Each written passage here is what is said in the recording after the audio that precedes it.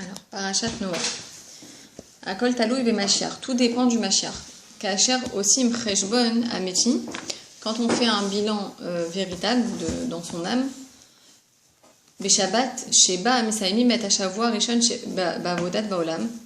Quand on conclut en fait Parashat Noah, elle vient après Parashat Bereshit. Parashat Bereshit, c'est le premier Shabbat de l'année.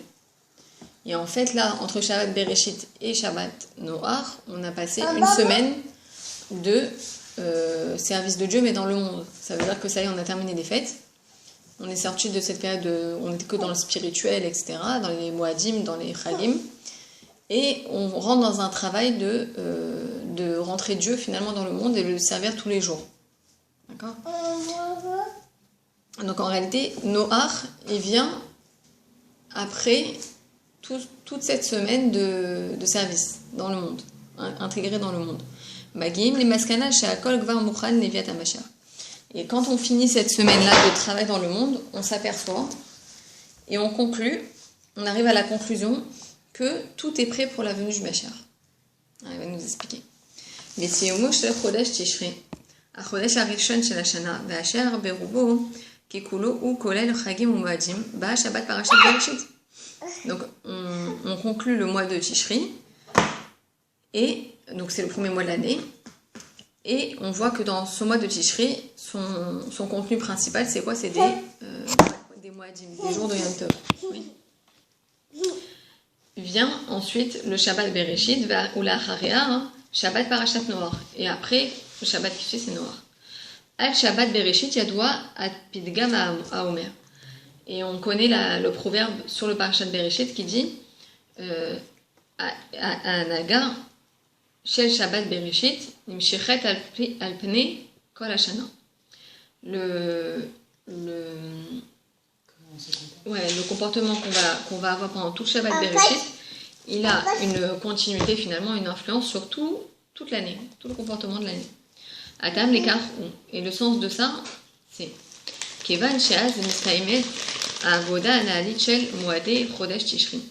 Ça veut dire quoi ? Étant donné que le Parashat Bereshit, il vient comme une conclusion, en fait, comme une chotémet, comme une signature, si on veut, de toutes les fêtes qui ont précédé. D'accord ? Toutes les Yom Tov. Ou Makrila Avodat Hashem Ayom Yomit Shel Kol Yomot Hashana. Et à partir de Shabbat Bereshit, on commence le service de Dieu, mais de tous les jours. Ouais. À Avoda Betoch Haolam Agashmi, on commence un service de Dieu qui va être dans le monde concret. Pourquoi ? Parce qu'on retourne au travail, tout simplement.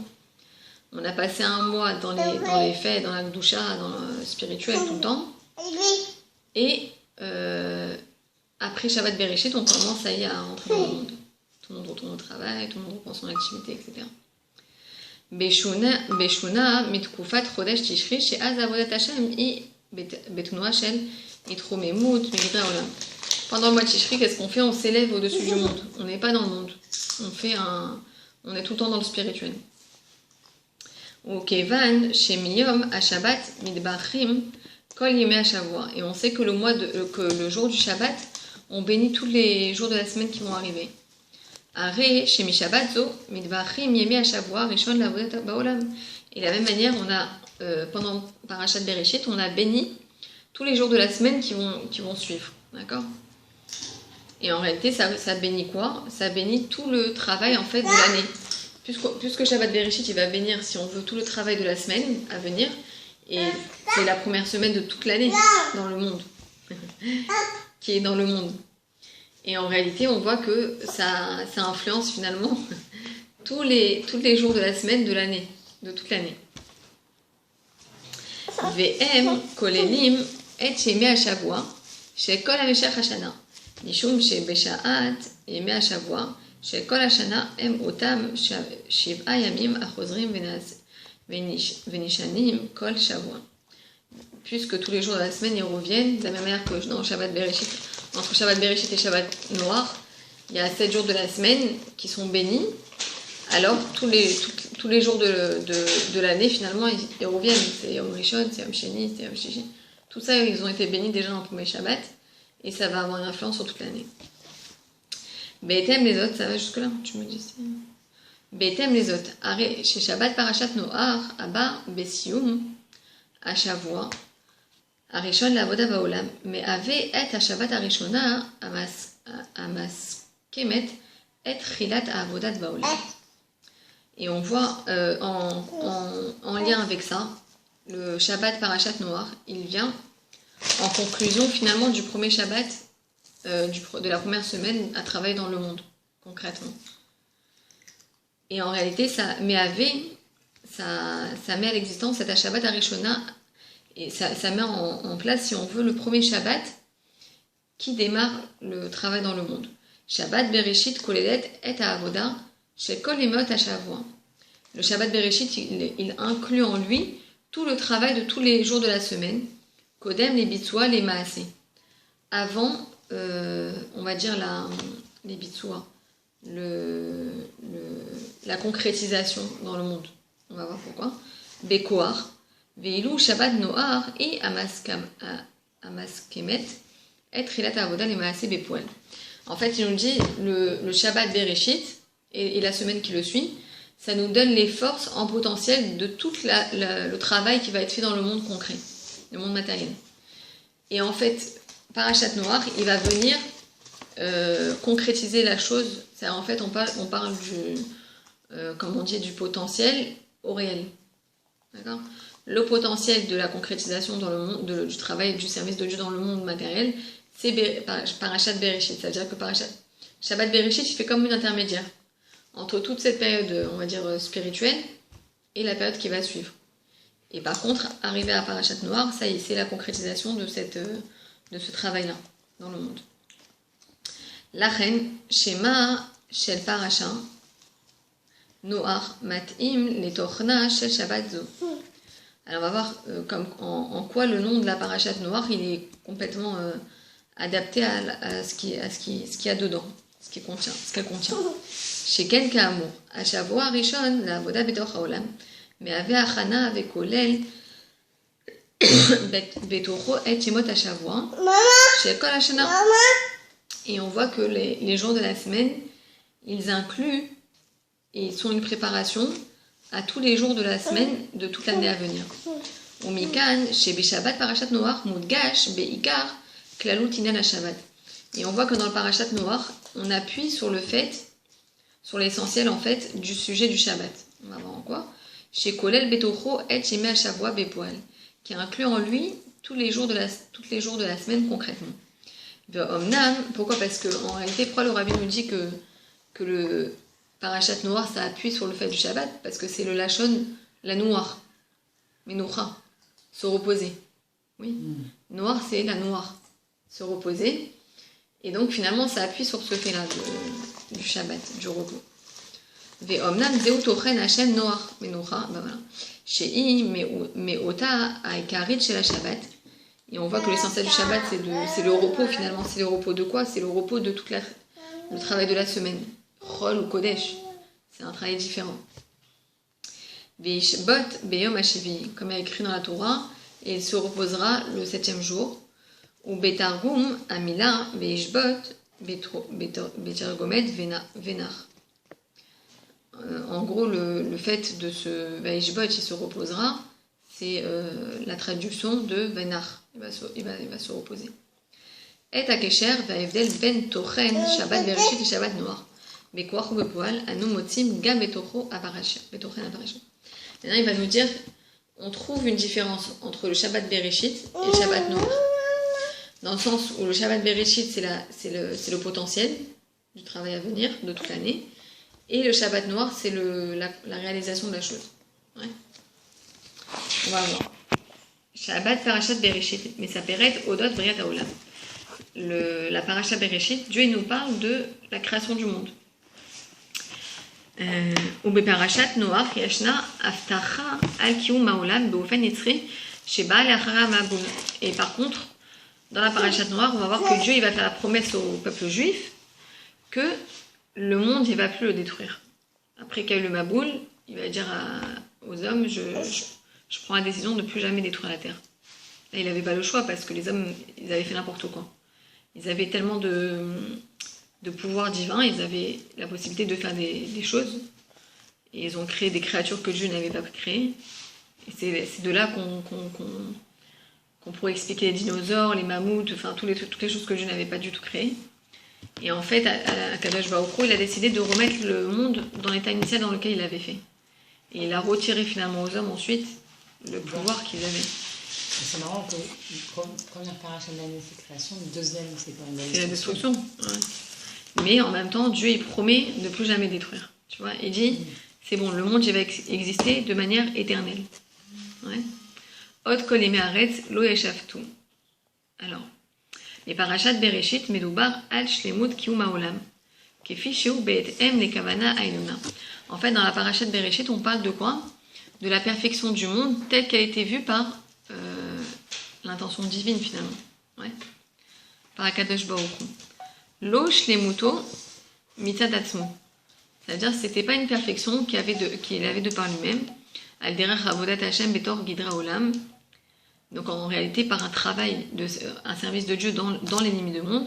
Et là, shlemuto kefi she'i mitzad briato chez Akadosh Baruch Hu. Ça veut dire, Parashat Bereshit, ça décrit la création du monde dans sa perfection telle que Dieu l'a créée. Ça veut dire qu'on ne voit pas encore, on ne parle pas du service de Dieu, du juif, qui va venir apporter un plus à cette création-là. Non, c'est la création du monde dans sa perfection telle que Dieu l'a vue, l'a projetée.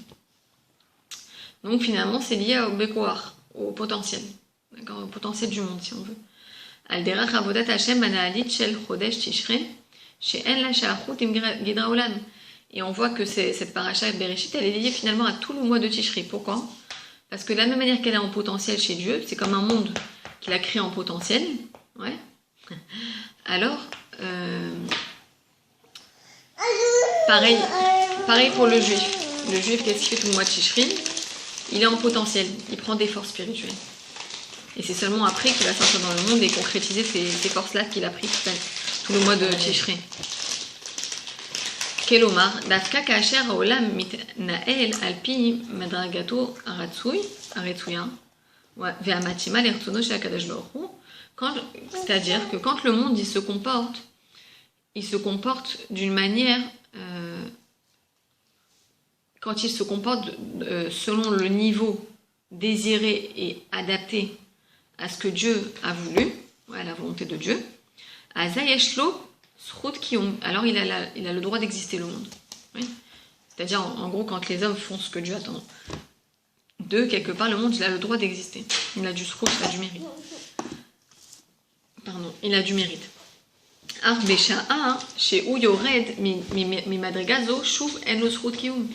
Par contre, à partir du moment où les hommes se comportent d'une manière que Dieu n'avait pas prévue, c'est-à-dire ils ne sont pas du tout dans la recherche d'élévation, etc., alors le monde il n'a plus de mérite d'exister.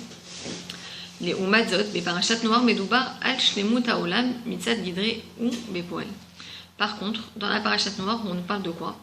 De la perfection du monde selon les limites du concret. D'accord? Parachat Bereshit, c'est la perfection du monde selon Dieu, sans qu'il y ait de travail. Donc finalement, il y a une situation de dépendance du travail des hommes ou quoi. Mais par contre, Parachat Noir, c'est une perfection qui est tout autre, qui est dans la concrétisation des choses, on va voir.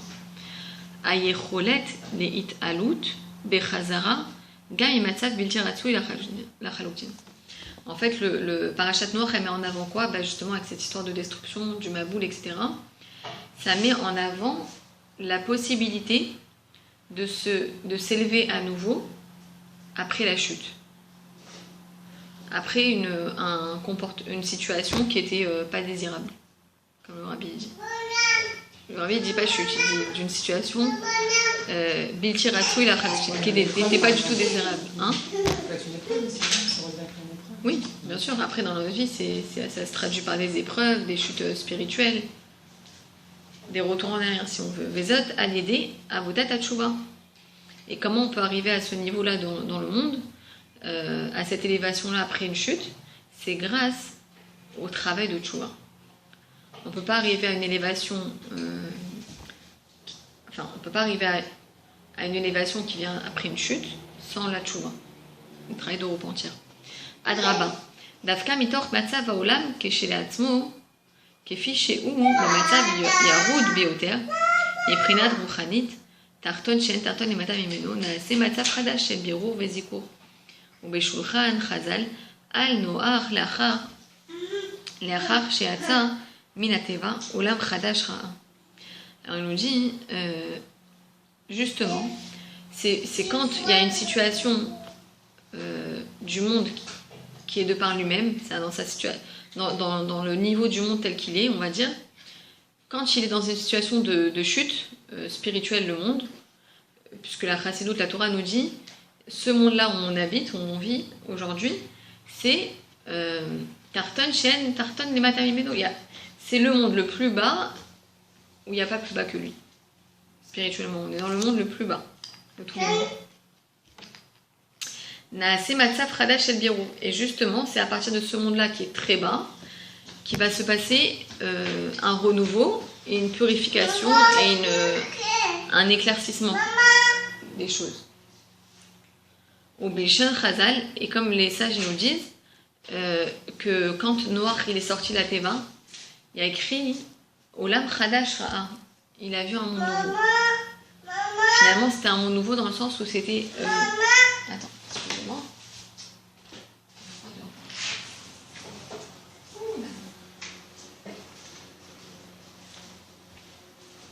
Finalement, il a vu un monde nouveau.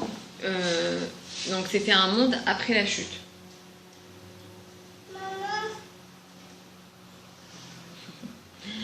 Alors, on va voir. Gilou Shem Avaye Beshem Elokim. Evdel Ben Shte Aparashiot Ba Lide Bitouy Beinyan Nosal. Maintenant, le rabbi va appuyer encore sur une autre différence entre les deux parashiot, Bereshit et Noah. Yadoua Shechem Elokim ou Begematria Teva. On sait que le nom de Elokim, le nom de Dieu qui s'appelle Elokim, il est de la même valeur numérique que Ateva, la nature. Donc en réalité, c'est le nom que Dieu il utilise, on va dire, pour se cacher. Dans la nature, en fait, la nature. Hein? C'est les formes dans lesquelles il apparaît. Ouais, c'est tout le système en fait. Et en fait, la nature, c'est quoi? Pour nous, c'est nature naturelle. Mais en réalité, le judaïsme, on sait très bien que la nature, c'est un miracle constant qui se répète. Et c'est ce nom que Dieu il prend pour se cacher finalement dans la nature. C'est un miracle perpétuel en fait. Veinyano ou Dargat Aelokut Ashayachet Leolam. Et en réalité, le nom de Elohim, c'est un nom qui est lié, c'est un nom qui est du niveau, d'un niveau divin qui est lié au monde. Puisque c'est la nature, donc c'est forcément un niveau qui est lié au monde. Un niveau de dévoilement qui est lié au monde. Bereshit bara Elohim, comme il y a écrit, Dieu a créé le monde, on utilise le mot Elohim. Et Hashamayim ve et Haaretz, le ciel et la terre. Bilou Shem Avaye ou Dargato Shel Akadosh Baruch Hu Analit Minyane Olam.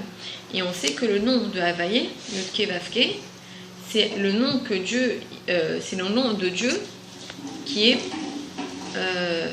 au-dessus des sujets du monde. C'est un nom de Dieu qui est au-dessus du sujet du monde. C'est pas lié au monde. C'est un dévoilement de Dieu qui est très puissant, qui dépasse le monde. Que le monde ne peut pas capter ou absorber ou contenir. Omnam itavuto shel haolam agashmi idavka mikoko shel Shem Havaye. Et pourtant le rabbi nous dit mais l'existence de ce monde-là, elle est venue grâce, elle a pu être effective grâce à la force insufflée par le nom Havaye. Pas logique. Milshon Me'ave, pourquoi? Parce que Havaye, c'est le même nom, c'est les mêmes lettres que Me'ave, celui qui met à l'existence. Oui, ça va jusque-là. Sheken Davka Mitzad Darga Ata Elokit Zo Titachen Briat Olam Gashmi. Et c'est justement grâce à ce niveau de divin qu'a pu se passer la création du monde finalement concret, le monde Gashmi, Atael. Ach itavut zo naasit derer itlapshuto shel Shem Havaye ve Shem Elokim. Alors le rabbi répond, il dit alors dans ce cas, c'est le Shem Havaye qui s'est caché dans le Shem Elokim. C'est-à-dire que la création du monde s'est faite par le Shem Havaye, mais recouverte, si on veut grossièrement, c'est pas physique, hein, cachée, voilée par le Shem Elokim.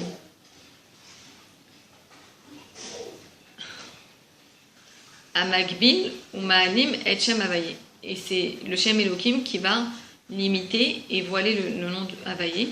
Kacher, Banivrahim, Atzmam, Midgale, Gad, Rak, Shem Elohim, Velo, Shem Havaïe.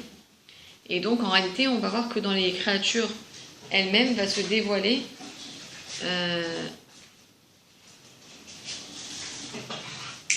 seulement le Shem Elohim et non le Shem Havaïe. Je me pose 2 secondes.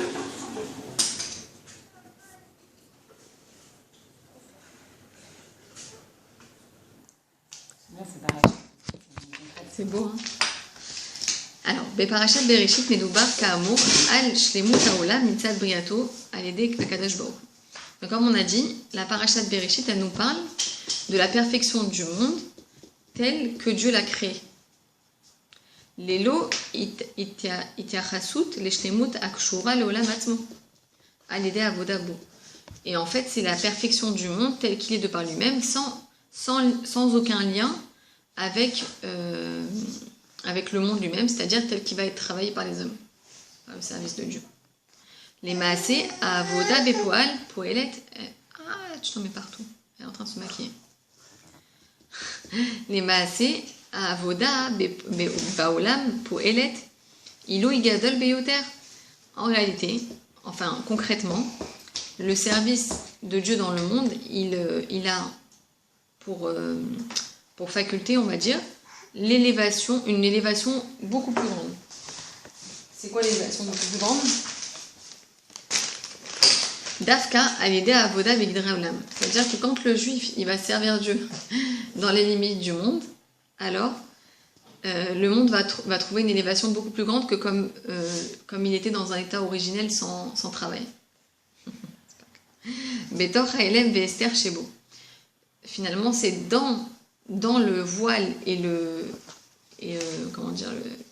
voile et la disparition, on va dire, de la divinité qu'il y a dans ce monde. Pour alim et gilui shem havaye baolam.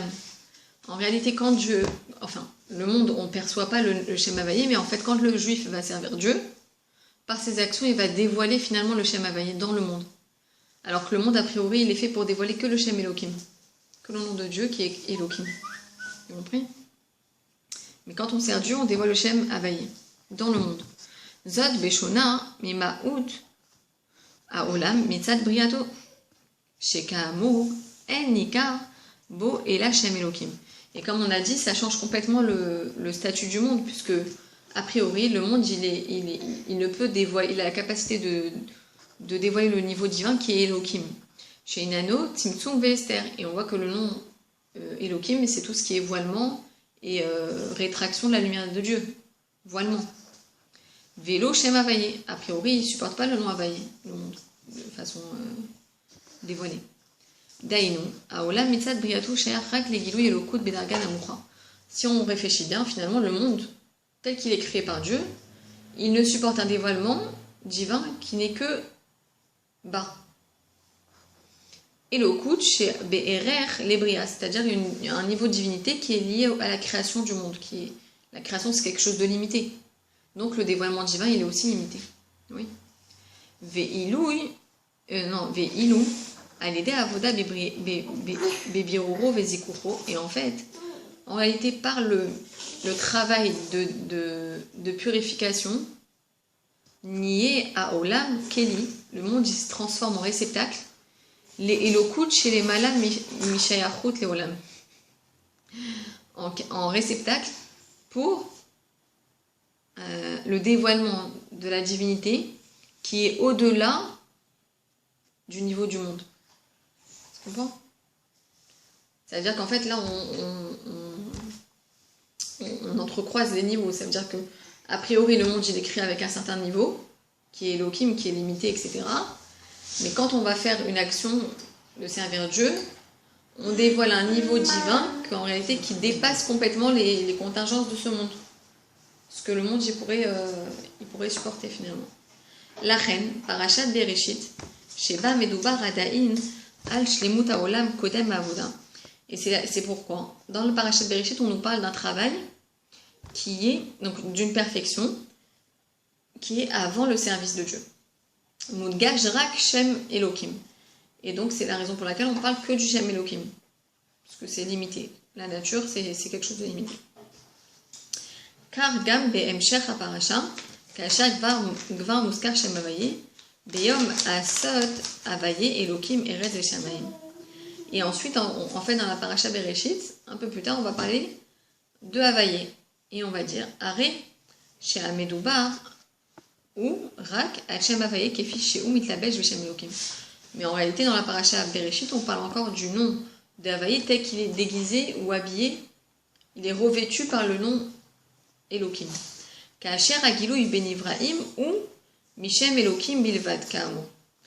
Lorsque le nom, le dévoilement des créatures, il se fait par le Shem Elohim.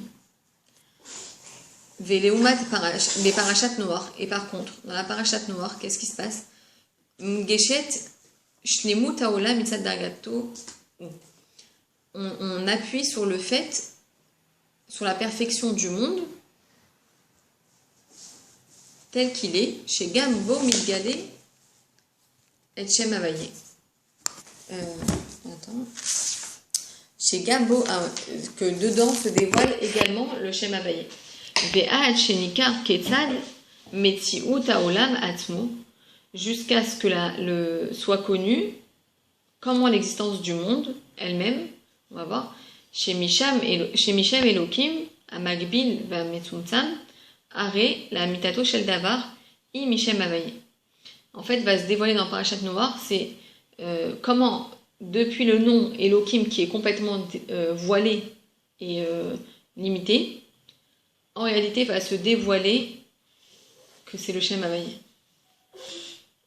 qui se cache derrière, qui est en fait dedans. Ou Bilshon, Akatouv, Havaye ou Elokim. Tu sais, on dit ça à Yom Kippour, on dit Havaye ou Elokim, Hashem ou Elokim. Ouais. On répète 7 fois, je crois, la chose. On crie. En fait, qu'est-ce qu'on est en train de dire? On dit que Havaye ou Elokim. Ça veut dire que on ne doit pas croire que le monde, c'est le voilement de Dieu uniquement. Pas du tout. Dans le Shem Elokim, se dévoile complètement le Shem Havaye. D'accord? De manière à ce qu'on puisse le supporter. Alors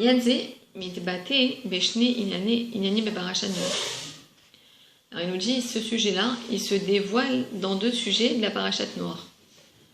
Alors, premièrement, Aftachat HaKadosh Baruch Hu al Kiyum Ha'olam beofen lo shel lo yeshvutu. Ka'amur bechasilut she'etem me'alechem atmidi shel tzeva hashamayim lelo Efsek Veshinui, Areze Bitou il est koar à En, sauf chez la Kadosh Baruch Hu.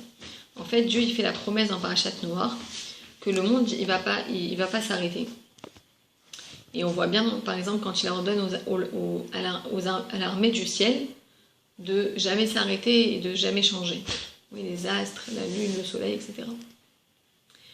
Et donc, ça dévoile quoi ce fait-là? Ça dévoile la force infinie de Dieu, la Kadosh Baruch Hu. She'are mitzad gidre abriya ve'aolam mochar she'iyu bo shinui. A priori, quand on regarde le monde de par sa création, on se dit que c'est obligé qu'il y ait du changement. Oui, le monde c'est le changement constant, ça s'arrête jamais. Veze she'afal piken yeshlam nivraim she'enam mishtanim v'nipsakim. Mais ça ne change pas que malgré tout, il y ait des créatures et des créations que Dieu a fait qui ne changent jamais et qui ne s'arrêtent jamais, qui gardent une constance finalement, qu'il n'y a pas de changement. Les astres, ça ne s'arrête jamais. Zéou mitzad gilouy koach ha'ensof. Et ça, c'est le dévoilement, le fait qu'il y ait par exemple les armées du ciel, comme il dit, tous les astres, etc., les cycles, ça c'est un dévoilement de la force infinie de Dieu, du Créateur, Betor Habriya, dans la création. D'accord? Nimtsa shebazé midbate gilouy shel sham. Non, Nimtsa shebazé midbate gilouy shem havaye baolam. Et c'est alors voilà, en fait, il nous dit à travers ces créatures-là qui ne s'arrêtent jamais, qui ne connaissent aucun changement, c'est un dévoilement finalement de la notion de havaye, du niveau de havaye. Ouais. Donc on résume, dans le monde il y a des choses qui changent, il y a du changement constant, et il y a des choses qui ne bougent pas. Et bien finalement, tout ce qui est en évolution, on va dire en changement constant, c'est lié au Shem Elohim. Mais ce qui ne bouge pas, ce qui est établi tout le temps, ça dévoile la part infinie de Dieu, ça dévoile finalement le Shem Havaï. D'accord? Bet, Aïnan Akeshet, Ameshameshet, Ot, Lekium Haolam. Alors, on va voir le sujet de l'arc-en-ciel, qui va devenir un signe pour le monde, comme quoi il ne va plus jamais être détruit. Ouais. C'est après le Maboul que Dieu il a créé l'arc-en-ciel. Il a dit que ce serait un signe pour rappeler ma promesse. On dit, enfin chez les Chassidim, en tout cas, on dit que quand il y a un arc-en-ciel, il ne faut pas le regarder. Il ne faut pas chercher à regarder les arcs-en-ciel. Pourquoi? Parce que quand il y en a un, c'est que Dieu il est en colère et que, à la place de faire le Maboul, il rappelle sa promesse. Mais si déjà on le voit, il y a une bracha à dire. Anotseret, mais ashtakfut, karne hashemesh banen. Alors le Rabbi nous dit, en fait, c'est quoi l'arc-en-ciel? C'est le reflet des rayons du soleil sur des nuages. Ça donne un arc-en-ciel. En général, c'est quand il y a eu de la pluie, on le voit. Davar amesamel et aizdakekut chomer aolam vegilouy shem havaye betokro. Et en réalité, c'est une chose qui va signifier la purification de la matière du monde et le dévoilement du nom de Havaïe en lui. Anan Aolam Minaretz. Donc le Anan, c'est le nuage. Aolam Minaretz. Le nuage, il monte depuis la terre. Ve'a diale Minaretz Nase Mezukar. Le nuage, il devient pur. Jusqu'à ce qu'il se purifie tellement qu'il va être dévoilé par la lumière du soleil, par les rayons du soleil. Aromezet, les Shem Havaye, Shemesh Havaye. Et ça nous donne une allusion finalement, donc le Rabbi il nous donne le côté positif de l'arc-en-ciel. Il nous dit finalement c'est une allusion au dévoilement du Shem Havaye. Pourquoi? Parce qu'il y a écrit dans la Torah, Shemesh Havaye. Il y a écrit soleil Havaye. Velachen, Aot, Lekium Haolam ou Alédé Akeshet Dafka. Et l'existence du monde, elle est dévoilée, on va dire, elle est mise en avant par cet arc-en-ciel. Justement, chez Bazé Meroumaz Ketzad, Memetioto Shalaolam Agashvi Nikar ou Midgale Shamavay. Parce que ça va dévoiler, ça va nous donner une allusion de. Ouais, c'est ouvert normalement. Ça va nous donner une allusion comment l'existence du monde concret, il est Nikar ou Midgale Shem Havaye, il va faire connaître et dévoiler le nom de Havaye. Chez Dafka Mimeno Mitaabe Ayesh Agashim.